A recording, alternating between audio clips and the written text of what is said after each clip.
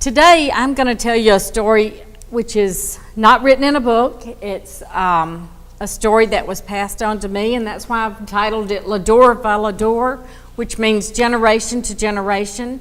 It is going to be the story that I found out through my dad and through finding out some other stories from some of the relatives we have. Hold on just a minute. All right, here we go. In 1994, my father wrote his memoirs and gave a copy to each of the 4 children. And after reading this, I was just amazed. I was going like, Dad, why didn't you tell me this? I didn't know this. I didn't know that. And I said, I want to go to France. I want to see that house you're talking about. I want to see where your family lived before they were captured. I want to learn more and more about this.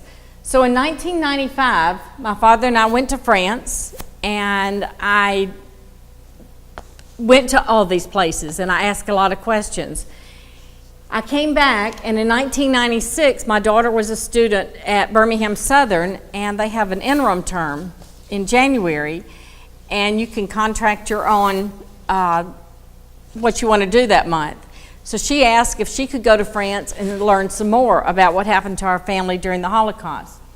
So between what I found out from my dad and what Carolyn found out from Elsa, and that picture is Elsa, who was a cousin with my grandparents and my aunt at the time when they were captured.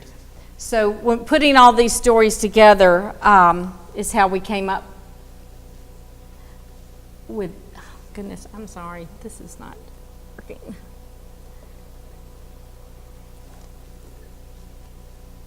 This is not working.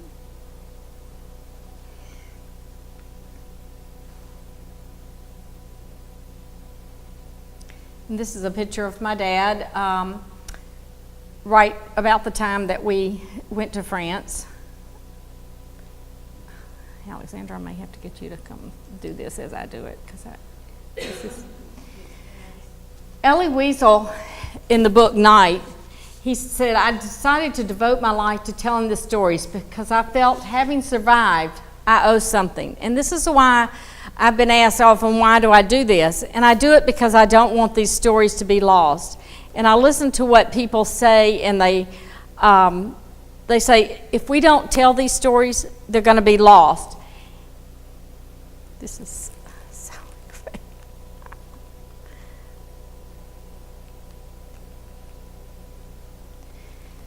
Things that people have said over the time or why they tell these stories, and they say it's painful, but we must tell these stories. I wish I could get somebody up here. I think we're going to have to. This is not, yeah. It's not working. Yeah. There it goes. There it goes. Wasn't working before. Okay.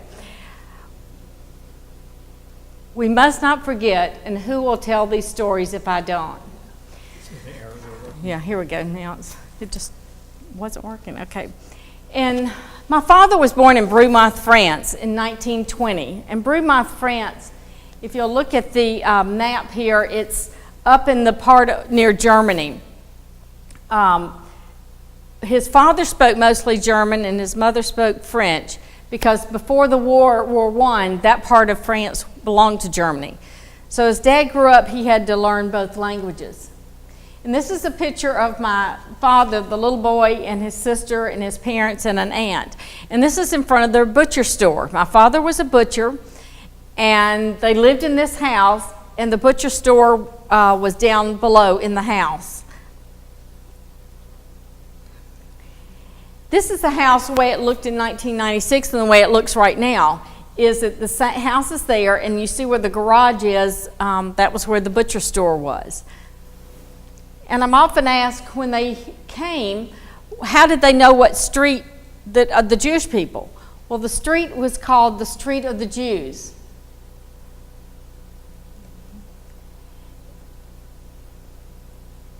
And that is how they knew, because all the houses along that street, Jewish families lived in. So in April of 1939, my father applied for a visa to come to the United States. We had cousins in Birmingham, Alabama, Jeanette and Jimmy Hirsch, and his mother was encouraging him to leave. As you know, in 1939, the war was about to break out, and France was soon to be involved in it. So Dad applied for the visa in April, and in June of 1939, he was able to make it to the United States to be with Jeanette and Jimmy Hirsch. And there's a picture of Jeanette. As you can see, she was about 20 years older than my dad, and when he came, they didn't have any children, never had any, and so he was like the child that they had always wanted. The only problem was my dad was 19 years old, and he didn't want to be a child and someone telling him what to do, where to go, and what time to come in. So it began to be a little difficult when he came to live with them.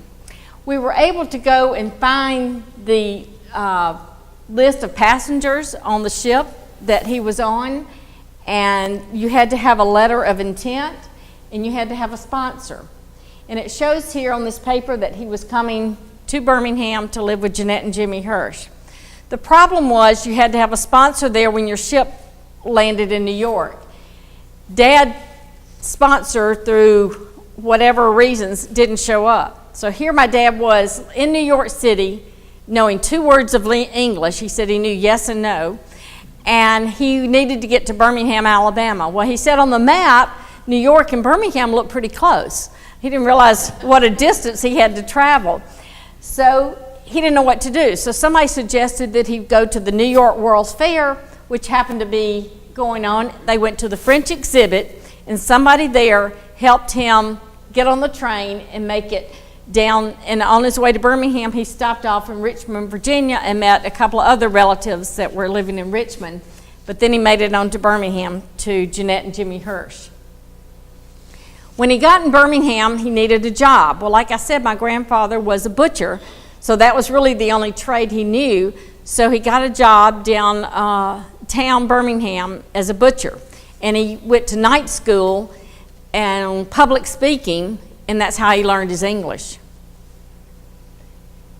So these relatives were rather controlling, so he was trying to figure out a way to get away from them and somewhere to go.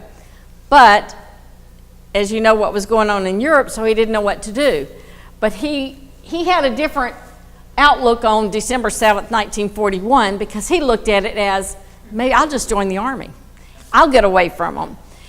But the problem was, when he went to join the army, they said, you can't. You're not a U.S. citizen, but you can sign up for the draft.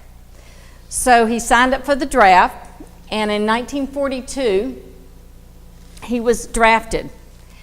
But he went to Anniston to sign up, and they said, oh, you're missing some papers, you're gonna have to come back in 2 weeks. He went back 2 weeks later, turned all his papers in, he got sent to Texas for basic training, and then that unit got sent to France. Had he had all the papers the first time, he would have been sent to the South Pacific, he found out. So it was a good thing he didn't have everything with him. So I'm gonna leave you in 1942, he's going in the army. But what was going on in France between 1939 and 42 was that his family was captured. His mom, dad, his sister Felicity, and his cousin Elsa, and another cousin, Simon. They were captured and taken to the camp of Struthof. Struthof was the only concentration camp on French soil, and it was a labor camp.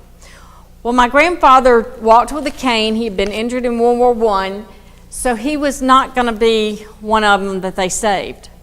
But if you remember, they told you he was a butcher. So when they came in, they told him to grab all their belongings, wrap it. The only thing they had to do was to wrap it in butcher paper. So we say the butcher paper is probably what saved their life, because they go on, here's a picture of that street of the Jews. And this is the street, what it looked like. And that's my grandparents there. And that's Elsa. So they went on to Struthof. There, a Nazi soldier started talking to them and talked to them about the things being wrapped in butcher paper. And we found out this story from Elsa, because when we actually my daughter went in 1996. She was the only one that could tell us what really happened. But this Nazi soldier kind of took a liking to him, and he said, you know, you're going to be one of the first ones they kill because you're not able to work. But let me see what I can do. Because he said his father or his grandfather, we're not exactly sure, had been a butcher. So he recognized the fact that their things were wrapped in butcher paper. So we always say that probably the only reason they were able to get away was because their things were wrapped in the butcher paper. So this soldier says, I'm going to have to see if I can help you. My grandmother spoke up and said, but if you save him, you have to save all 5 of us. So he loaded them in a truck and drove them away from the area, and then they were on their own. So that from there they came down to the town of Nyons, which is in southern France, and a family hid them out for the next 5 years. And this is a picture of the camp they were taken to, Stroothof. This was taken in '96 when my daughter was over there, but I want to show you how they've left everything just like it was. There's a memorial in the background that has been built since then. But you can see how they've left all the barbed wire, everything, just like it was. You can even see in the background where they would hang people in that picture. It was very cold then when she went. It was January and it wasn't open, but in the spring and summer they opened it up for visitors. And even if you don't read French, you can figure that out as the chamber of gas. And there's the picture of it. So it was the Nazi soldier that helped them get away. And they ended up going down to southern France in that town of Nyons, N-Y-O-N-S, and that's where they stayed for the remainder of the war. So Dad now is in Europe fighting as an American soldier. And he learns that there was some families that fit the description hiding out down near Nyons, France. So he decided he was going to try to see if that happened to be his family. And this is a picture of my dad there on the right in the army. So he gets to Nyons and he gets into the town. He starts asking around about a family. He described them.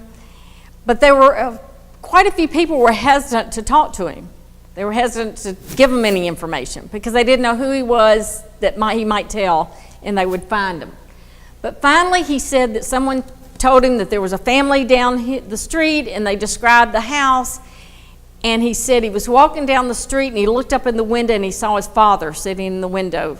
And he said, of course, his father didn't know that was him walking down the street because he had no idea that he was coming. And he said it was just the most wonderful surprise when he looked up and saw his father. So he goes back and gets with the rest of his unit, and then they are transferred up near Munich. And while he was there, he was involved in a gasoline explosion in the kitchen, and he was burned on his arm. And I remember growing up, I used to always see my dad's arm here where he had skin grafts, and he just would say, oh, I got burned in the army. But I never knew the story, but he was involved, and he says someone threw a blanket on him and put the fire out is what saved him, although we'll never know who that was. While he was recovering in Paris from the burns, I moved him from Munich to Paris, the war ended. Well, he knew now he was going to come back to America and live there, but he wanted to go see his family one more time. So he got to Brumont. By now they had come back, but when they went into their house, all their belongings were gone. Because when they were taken in 1940, they figured these people were never coming back. So people in the town would take their belongings, or a lot of the Germans would sell their belongings. But the Germans kept wonderful records, and there was a list of where all the furniture from the different houses had gone. So my niece is here. She knows my father was a very determined person. He thought, I'm going to go find that list, and I'm going to find out who has their furniture. He finds out that the people it was a postman in Ulm, Germany. So Dad decides he's going to Ulm, Germany and find this man. He said, it's a small town. He said, there was a policeman. He went to the police station. He said, I need you to come with me. He said, I paid him off with American cigarettes. He said, I can pay people off with coffee, chocolates, or American cigarettes. And the policeman went with him. He said he walked in that man's house, and he said immediately he saw dishes and he saw furniture that was his parents. And he says, my dad always loved telling this story. He said, I looked around the room and I said, I'm here to take this and this and this. And the man said, well, wait a minute.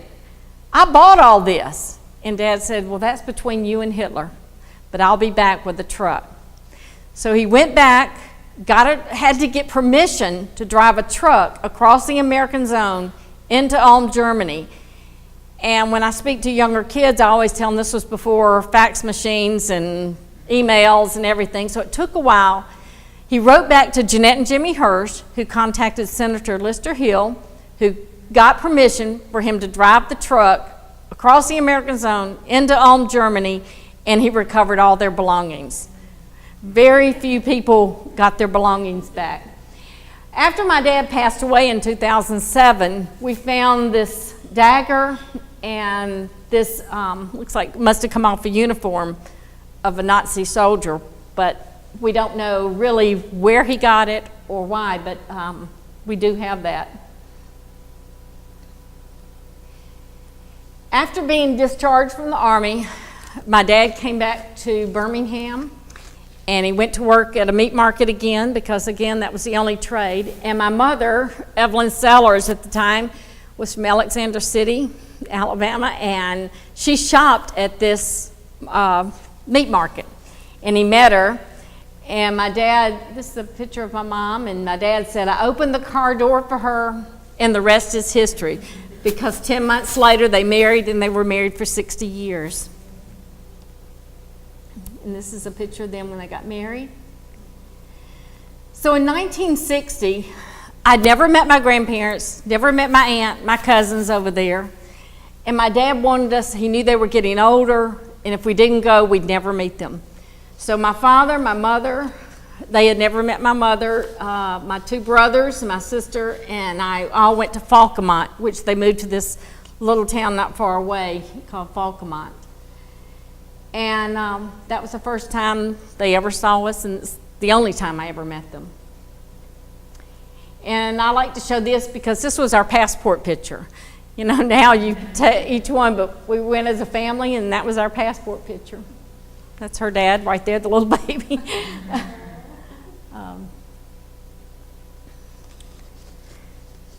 The miracles that happened to my family are almost too much to believe. Excuse me just a minute. This. If it weren't for that Nazi guard who felt sorry for my grandfather, my whole family probably would have been extinguished in that concentration camp. If it weren't for that German lady who threw a blanket on those flames when my father caught on fire, he probably would have died. If it weren't for that family in neons that opened their home for my family to hide, then they probably would have been captured again. If it weren't for those missing papers that my father needed when he went to sign up for the draft, he probably would have never seen them again and for sure not gotten their belongings back. Even though they had their lives disrupted for 5 years, they survived, unlike so many of the 6 million other Jews that perished.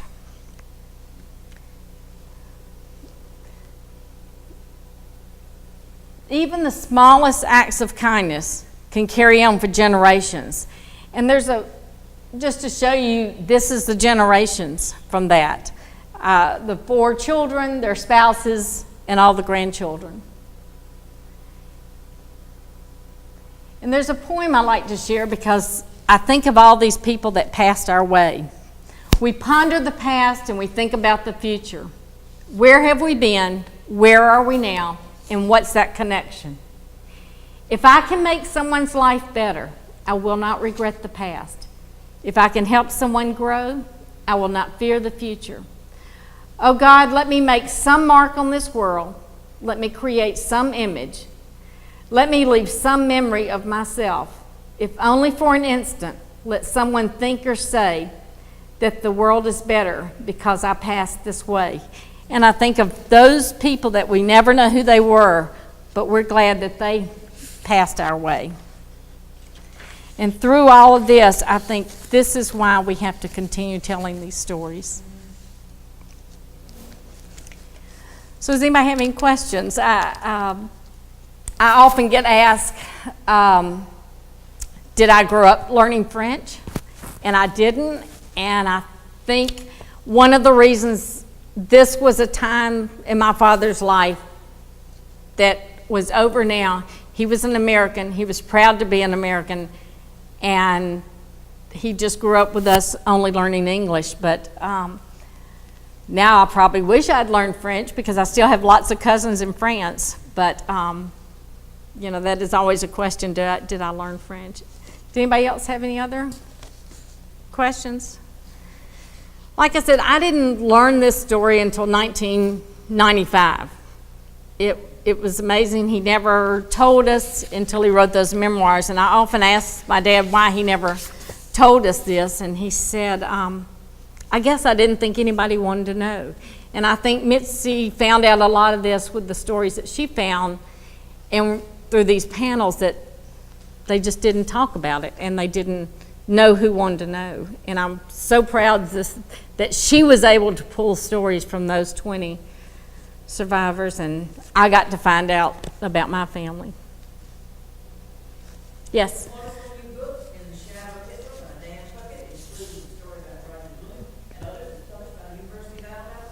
Yes, and and Dan Puckett, and it talks about the Alabama serviceman that survived, and it yes, and so he has written that. Any other questions? One other question I was asked, did I have anything other than that sword that I told you about? But right before they were captured, my grandmother had a gold chain and that my grandfather had given her, and she didn't want to part with it. So my grandfather hid it in his shoe. Had they gone into that camp, that gold chain would have been obviously taken. But because they were able to not go into that camp, they had that gold chain. So in 1960, when we were over there, my grandmother took it to a jeweler and had it cut in half and gave half to my mother and half to Dad's sister. And so we have that gold chain now that's really very valuable to us because it had survived that. Denise, do you talk to your family members in France?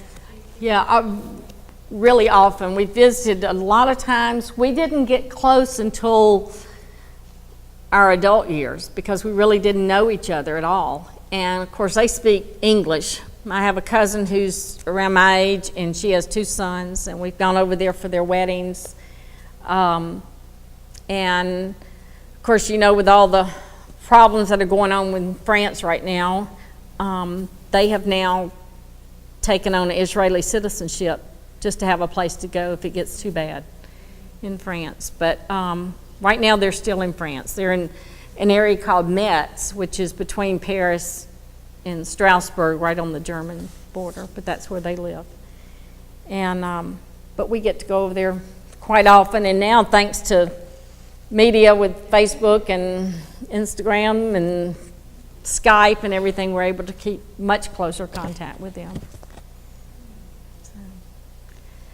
But anyway, like I said, I hope you will let Mitzi take you into the exhibit and answer any other questions she has. And please read the panels because the stories are fascinating. Yeah. Well, thank you, everybody.